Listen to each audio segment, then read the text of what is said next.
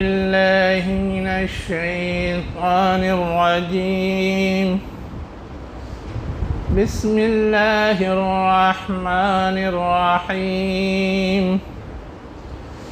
يسألونك عن الأحلة قل هي مواقيت للناس والحج وليس البر بأن تأتوا البيوت من ظهورها ولكن البر من اتقى وأتوا البيوت من أبوابها واتقوا الله لعلكم تفلحون. شروع اللہ کے نام سے جو انتہائی مہربان ہمیشہ رحم فرمانے والا ہے. وہ آپ سے پوچھتے ہیں گھٹتے بڑھتے چاندوں کے سلسلے میں. کہہ دیجئے یہ لوگوں کے لیے وقت بتانے کا آلہ ہے اور حج کا وقت بتانے کا ذریعہ ہے. نیکی یہ نہیں ہے کہ تم گھروں کو آؤ اس کے پچھلے حصے سے، بلکہ نیکی یہ ہے کہ تم تقوی اختیار کرو اور اپنے دروازوں ہی سے گھر میں داخل ہو. اللہ سے ڈرو شاید کہ تم کامیاب ہو جاؤ. یہ سورہ بقرہ کی آیت نمبر 189 ہے جس کی میں نے تلاوت کی ہے اور ترجمہ پیش کیا ہے. اس سے پہلے رمضان کے روزوں کا ذکر ہے.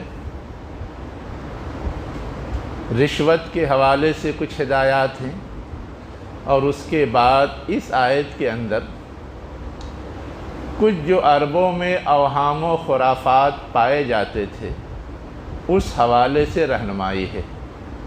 اور پھر اخیر میں کہا گیا ہے کہ اللہ کا تقوی اختیار کرو تم کامیاب ہو جاؤ گے. یہ سوال کہ یہ گھٹتے بڑھتے چاند کیا ہیں،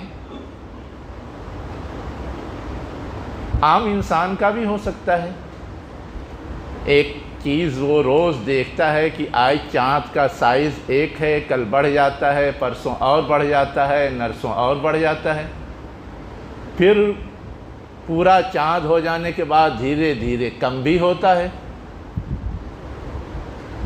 تو یہ جو کیفیت وہ دیکھتا ہے تو ذہن میں سوال تو اٹھ سکتا ہے کہ ایسا کیوں ہوتا ہے. ہلال اصل میں عربی زبان میں کہتے ہیں پہلی تاریخ کے چاند کو جو انتہائی باریک ہوتا ہے، اتنے ہی باریک پورشن اگلے دن بڑھ جاتا ہے، اتنا ہی باریک پورشن تیسرے دن بڑھ جاتا ہے. تو یہاں جو لفظ آیا ہے وہ اہلہ آیا ہے جمع، یعنی روز جو باریک چاند کا اتنا ہی حصہ بڑھتا رہتا ہے اور 15 دن کے بعد پھر گھٹتا رہتا ہے. ایسا کیوں ہوتا ہے؟ معلومات کے لیے بھی یہ سوال ہو سکتا ہے، لیکن جس پس منظر میں یہ سوال کیا گیا ہے یا جو کچھ دنیا میں کیفیت پائی جاتی ہے اس میں یہ سوال صرف معلومات کے لیے نہیں لگتا. انسان جب یہ دیکھتا ہے کہ کوئی عجیب و غریب چیز سامنے آ رہی ہے تو سمجھتا ہے اس کے اندر کرشمہ ہے. انسان جب دیکھتا ہے کہ اس چینج سے ہمارے اوپر کوئی اثر پڑ رہا ہے تو یہ سمجھنے لگتا ہے کہ وہ کوئی بڑی چیز ہے جس کا مجھے کچھ نفع پہنچ سکتا ہے یا نقصان ہو سکتا ہے. اس خیال سے وہ ان چیزوں کو پوجنا شروع کر دیتا ہے، ان چیزوں کے اندر اپنے اوپر پڑنے والے اثرات کو سوچنا اور اس کو تسلیم کرنا شروع کر دیتا ہے. مشرکین یہ سمجھتے ہیں کہ سورج کا جس طرح ہم پہ اثر پڑتا ہے اس کی گرمی کا، اس کی روشنی کا، اور ہم اس سے فائدہ اٹھاتے ہیں، ویسے چاند کا اثر پڑتا ہے. چاند کا کیا اثر پڑتا ہے؟ ایک چیز تو بہت مشہور ہے جو ہم بھی جانتے ہیں کہ چاند کی تاثیر ہی سے جوار بھاٹا آتا ہے، سمندر کا پانی اوپر چڑھتا ہے اور نیچے جاتا ہے۔ اب گویا یہ چیز تو سمجھ میں آتی ہے کہ اس کے اثر سے ہوتا ہے، اس کا مطلب وہ بہت مؤثر چیز ہے، لیکن اس سے آگے وہ انسان خیال کرنے لگتا ہے، سوچنے لگتا ہے کہ یہ دھیرے دھیرے بڑھتا ہے تو یہ گویا ایک طرح سے ترقی کی علامت ہے، فیض رسانی اور برکت کی علامت ہے، اور دھیرے دھیرے گھٹتا ہے تو یہ نحوست کی علامت ہے، یہ گویا ایک طرح سے برے اثرات ڈالنے کی علامت ہے۔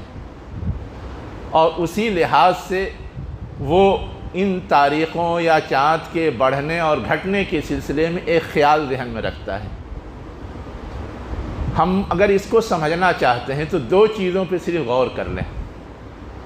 ایک چیز تو یہ غور کر لیں کہ جو مشرق قومیں ہیں وہ اپنے کاموں کے لیے جب تاریخوں کا تعین کرتے ہیں تو کس چیز کا لحاظ کرتے ہیں؟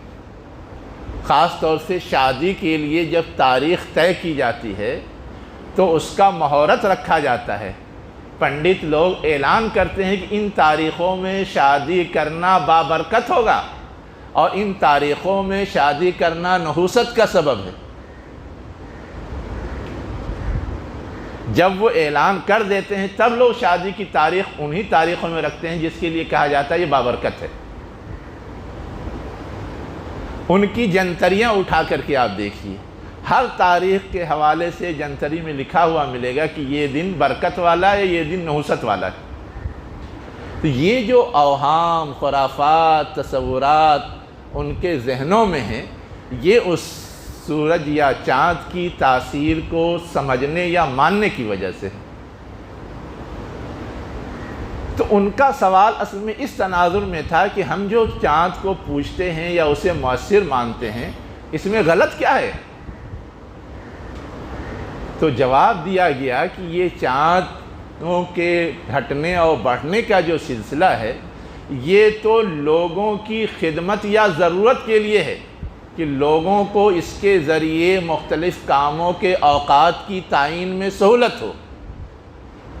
اور فار ایگزامپل یہ بتایا گیا، مثال کے طور پہ یہ بتایا گیا کہ یہ حج جو ایک مذہبی فریضے کی شکل میں انجام دیتے، اس زمانے میں مشرکین بھی حج کرتے تھے، اس کے لیے بھی تو ایک متعین وقت ہے اور اس کا تعین چاند کی تاریخی سے ہوتا ہے۔ تو اصل مقصد اس چاند کے گھٹنے بڑھنے کا یہ ہے کہ یہ تم کو روزمرہ کی زندگی میں مختلف کاموں کے اوقات کی تعین کا کام دیتا ہے۔ یہ گویا تمہاری خدمت کے لیے تم ان کو بڑا سمجھ کر کے پوجنے لگے اور اللہ کو بھول گئے۔ یہ غلطی ہے، یہ خرافات ہے، یہ وہم ہے، اس کی اصلاح ہونی چاہیے۔ تو یہ سوال اصلاً اس تناظر میں تھا اور اس کا جواب اسی تناظر میں دیا گیا۔ گویا ان کا جو شرکیہ ذہن بن گیا تھا، مشرکانہ سوچ بن گئی تھی، اس کو رد کیا گیا ہے اور اسے کاٹا گیا ہے، اور موقع سے فائدہ اٹھا کر کے اگلی بات بھی سمجھا دی گئی کہ ایسا ہی معاملہ تمہارے اس وہم کا بھی ہے کہ خانہ کعبہ میں جاتے ہو تو الٹے پیر لوٹتے ہو، اپنے گھر میں جاتے ہو تو الٹے پیر لوٹتے ہو، یہ سوچ کر کے کہ اگر سیدھے لوٹیں گے تو پیٹھ اس کی طرف ہو جائے گی، یہ گویا اس کی عزت اور احترام کے خلاف ہے۔ ہم اور آپ عرسوں پہ جاتے ہیں، عبادت گاہوں میں دوسروں کے جاتے ہیں تو وہاں یہی پیٹرن چلتا ہے، اس کے پیچھے بھی ذہنیت یہی کام کرتی ہے کہ پیٹھ اس کی طرف نہیں ہونا چاہیے، الٹے پاؤں واپس ہونے کی تلقین کی جاتی، ہدایت کی جاتی۔ یہی چیز انہوں نے بھی اپنا رکھی تھی، اس پر بھی تنبیہ کی گئی کہ اس طرح سے ایک غیر ضروری چیز کو اپنے لیے تھوپ لینا یہ کوئی معنی مطلب نہیں رکھتا ہے۔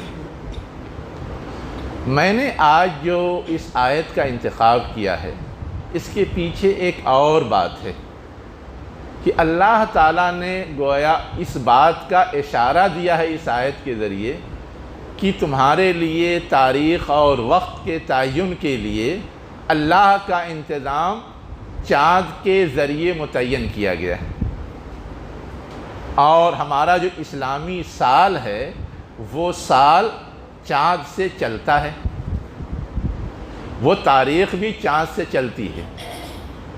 آج پہلی محرم الحرام ہے، نیا سال ہے، لیکن ہم میں سے کتنے کو یہ بات معلوم ہے؟ ہم میں سے کتنے لوگ اس چیز کو یاد رکھتے ہیں؟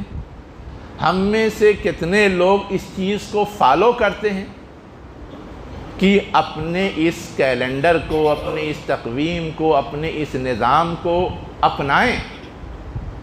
میں نہیں کہہ رہا ہوں، ہندوستان کے بہت ہی بزرگ عالم دین ہیں مولانا اشرف علی تھانوی رحمۃ اللہ علیہ، انہوں نے کہا ہے کہ اسلامی کیلنڈر اور اسلامی تاریخوں کی جانکاری اور اس کو برتنا یہ فرض کفایہ ہے۔ کیوں فرض کفایہ ہے؟ اس لیے فرض کفایہ ہے کہ ہماری اور آپ کی بہت ساری دینی احکامات کا انحصار اسی اسلامی کیلنڈر پر ہے۔ ہم روزہ رکھتے ہیں اسلامی کیلنڈر سے، ہم زکوٰۃ نکالیں گے تو اسلامی کیلنڈر سے، انگریزی کیلنڈر سے نہیں۔ انگریزی کیلنڈر اسلامی کیلنڈر میں 10 دن کا فرق ہے۔ ہم حج کرتے ہیں اسلامی کیلنڈر سے، اور ہماری پوری اسلامی تاریخ جو ہے وہ اسلامی کیلنڈر سے چلتی ہے، گرچہ ہم نے اس کا متبادل انگریزی کیلنڈر سے بھی طے کر دیا ہے، لکھتے ہیں، لیکن اپنی چیز اپنی ہوتی ہے۔ ہم اگر اس کی قدر نہیں کریں گے تو دوسرا کیا اس کو اہمیت دے گا، یا وہ دوسرا کیا اس کو اپنائے گا؟ تو ہم اور آپ انگریزی کیلنڈر کے اتنے عادی ہو گئے ہیں کہ اپنا اسلامی کیلنڈر بھولے ہوئے ہیں۔ یہ صرف اسلامی کیلنڈر نہیں ہے، یہی اصلاً فطری کیلنڈر ہے، فطری تاریخ ہے، فطری تقویم ہے۔ ہم اور آپ اگر سورج کے ذریعے یہ طے کرنا چاہیں کہ آج کون تاریخ ہے تو نہیں کر سکتے۔ انگریزی جو کیلنڈر ہے وہ شمسی کیلنڈر کہلاتا ہے، جو سورج سے طے ہوتا ہے، لیکن اللہ کا یہ نظام ہے کہ چاند روز گھٹتا بڑھتا ہے، تو روز اس چاند کے گھٹنے بڑھنے کو دیکھ کر کے ہم بغیر کسی گھڑی کے، بغیر کسی کیلنڈر کے لٹکائے ہوئے، یا بغیر کسی موبائل کے ہم جان سکتے ہیں، طے کر سکتے ہیں دنیا کے کسی گوشے میں، کسی جگہ پر کہ آج کون سی تاریخ ہو سکتی ہے۔ رات میں چاند دیکھا، ایک اندازہ ہو جاتا ہے۔ جب تک گھڑی ایجاد نہیں ہوئی تھی، موبائل ایجاد نہیں ہوا تھا، کیلنڈر چھپ کر کے گھروں میں نہیں لٹکتا تھا، اس وقت تو لوگ صرف چاند کے گھٹنے بڑھنے کو دیکھ کر کے یہ سمجھ جاتے تھے کہ آج کون سی تاریخ ہے، کون سا مہینہ ہے، وغیرہ وغیرہ۔ تو یہ ایک طرح سے فطری کیلنڈر ہے، نیچرل کیلنڈر ہے، آسان کیلنڈر ہے، جس کو کہ ہمیں دیا گیا، لیکن اس آسان کو ہم بھلائے بیٹھے ہیں۔ ہمیں اور آپ کو اس بات کی ضرورت ہے کہ اگر ضرورتاً ہم انگریزی کیلنڈر استعمال کرتے ہیں، کریں، وہ ناجائز اور حرام نہیں ہے، لیکن جو چیز بہتر ہے، آسان ہے، افضل ہے، اور ہماری تاریخ اس سے وابستہ ہے، اسے بھی ہمیں استعمال کرنا چاہیے۔ ہمارے اسلاف، ہمارے بزرگوں کا طریقہ ہے کہ وہ دونوں یوز کرتے ہیں، تاکہ کبھی کسی طرح کا کوئی کنفیوژن نہ ہو۔ اس کیلنڈر کے حوالے سے ایک دوسری بات اور جاننے کی ہے۔ انگریزی کیلنڈر میں یہ طے ہے کہ کوئی بھی چیز اگر اس کے لحاظ سے کی جائے گی تو وہ ایک موسم میں پڑتا ہے، لیکن اسلامی کیلنڈر کی یہ خصوصیت ہے کہ اس میں چونکہ چینج ہوتا رہتا ہے، تو ہر طرح کے موسم میں ایک چیز پڑتی ہے۔ کبھی روزہ گرمی میں آتا ہے، کبھی برسات میں آتا ہے، کبھی جاڑے میں آتا ہے، حج بھی اسی طرح مختلف موسم میں پڑتا ہے۔ تو ہر طرح کی کیفیات کا انسان کو احساس ہوتا ہے، اندازہ ہوتا ہے۔ تو ہمیں اور آپ کو اس چیز کو بھی سمجھنے کی ضرورت ہے۔ ایک تیسری بات جو اس کیلنڈر کے حوالے سے ہمیں اور آپ کو جاننے کی ضرورت ہے کہ ہمارا جو کیلنڈر ہے اس کا ایک نام ہے۔ کیا نام ہے؟ اسلامی کیلنڈر تو ہم کہتے ہیں، لیکن جہاں ہمارا سال لکھا جاتا ہے نا، اس کے آگے چھوٹا سا ہے لکھا جاتا ہے، دو چشمی ہے، یا اس کے آگے ہے کے ساتھ جیم لکھا جاتا ہے۔ اس کا مطلب کیا ہے؟ ہجری سال۔ جو انگریزی کیلنڈر ہے اس کے ساتھ عین لکھا جاتا ہے یا میم لکھا جاتا ہے۔ عین کا مطلب عیسیٰ علیہ السلام کی وفات یا پیدائش کے وقت سے وہ کیلنڈر شروع ہوا، لیکن ہمارا جو کیلنڈر ہے وہ کسی شخصیت سے وابستہ نہیں۔ ہمارا جو کیلنڈر ہے وہ کسی واقعے سے وابستہ ہے، اور وہ واقعہ وہ ہے جو ہمارے دین کی ایک بہت ہی بنیادی بات سے تعلق رکھتا ہے، ہجرت سے۔ ہجرت کا مطلب یہ کہ نبی کریم صلی اللہ علیہ وسلم اس دنیا میں ایک مقصد لے کر کے آئے تھے، ایک ڈیوٹی آپ کے ذمے کی گئی تھی کہ آپ کو اللہ کا پیغام لوگوں تک پہنچانا ہے اور اللہ کا دین دنیا میں قائم کر کے دکھانا ہے۔ آپ نے اس کے لیے کوشش کی تو لوگ مخالف ہو گئے اور آپ کو وطن چھوڑنا پڑا۔ وطن چھوڑنے کا مطلب یہ ہے کہ اپنا گھر، اپنا مال، اسباب، رشتہ سب چھوڑ کر کے دوسری جگہ چلے گئے۔ یہ قربانی تھی، اور اللہ کے رسول کو تو اس سے بڑی قربانی دینی پڑی تھی۔ آپ کا جو وطن تھا وہ مکہ تھا، اور مکہ میں بیت اللہ موجود ہے، اللہ کا گھر، اس سے زیادہ محترم جگہ دنیا میں یا زمین پہ کوئی نہیں۔ وہاں سے انہیں نکالا جا رہا تھا، اور مجبوراً اپنے مقصد کو پورا کرنے یا حاصل کرنے کے لیے اس کو چھوڑ کر کے جانا پڑا، اس سے دستبردار ہو کر کے جانا پڑ رہا تھا۔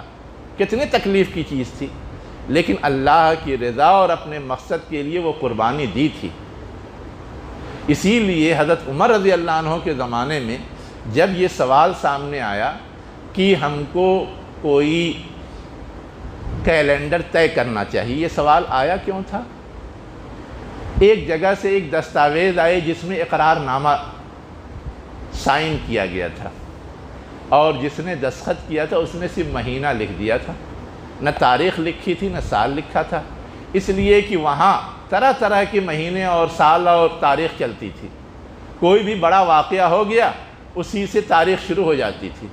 ہم لوگ خود سیرت کی کتابوں میں پڑھتے ہیں تو پڑھتے ہیں کہ حضور کی آمد سے کچھ پہلے خانہ کعبہ پہ کچھ ابرہہ نے ہاتھیوں کے ذریعے حملہ کیا تھا، اسی وقت سے ایک سال چل پڑا جسے عام الفیل کہتے ہیں، ہاتھی والا سال۔ ایسے ہی اور بہت سارے سال ان کے ہاں رائج تھے، ہر ایک اپنے اپنے لحاظ سے یوز کرتا تھا، اور یہ ضروری نہیں ہے کہ کوئی کامن چیز نہیں ہو، ہر ایک کا اپنا اپنا ہو تو ہر ایک کے بارے میں ہر ایک کو معلوم ہی ہو۔ اس لیے ضرورت محسوس کی عمر رضی اللہ عنہ نے کہ ایک چیز طے کر دی جائے۔ صحابہ کو مشورے کے لیے جمع کیا، کسی نے کہا روم کی تاریخ لے لی جائے، اس وقت کے بڑے لوگ تھے، کسی نے کہا کہ حضور کی وفات سے شروع کیا جائے، کسی نے کہا کہ حضور کی بعثت سے شروع کیا جائے۔ حضرت عمر رضی اللہ عنہ کی رائے یہ تھی کہ ہجرت سے شروع کیا جائے۔ حضرت علی رضی اللہ عنہ نے اس کی تائید کی، حضرت عثمان رضی اللہ عنہ نے اس کی تائید کی، اور یہ کہتے ہوئے تائید کی کہ حضور کا جو مشن تھا اس مشن کے حوالے سے جتنی بڑی قربانی اور جتنی بڑی کامیابی کا دروازہ ہجرت کے ذریعے کھلا تھا وہ ایک اہم چیز ہے، اس لیے اس کے لحاظ سے یہ ہجری کیلنڈر شروع کیا جائے۔ اہم چیز کیسے ہے؟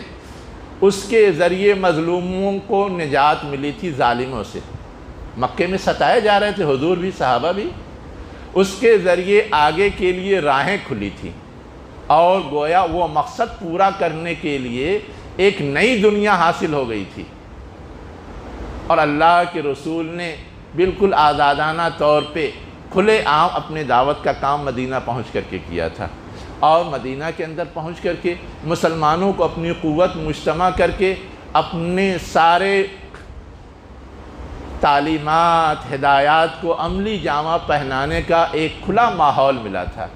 تو یہ جو ہجرت کے ذریعے ایک چیز حاصل ہوئی تھی اس کو ہجری کیلنڈر کی علامت بنایا گیا۔ ہم جب بھی ہے جیم لکھیں گے تو وہ ہجرت ہمارے ذہن میں آئے گی، اور اس کے ساتھ ساتھ ایک خیال آئے گا کہ اللہ کے رسول اور صحابہ کرام نے اللہ کی طرف سے دیے ہوئے فریضے کی ادائیگی کے لیے کتنی بڑی قربانی دی، ویسے ہی قربانی مجھے دینا چاہیے۔ انہوں نے قربانی دی تو دنیا میں کتنا بڑا کام کر کے گئے، ہم بھی قربانی دیں گے تو ہم بھی ایک بڑا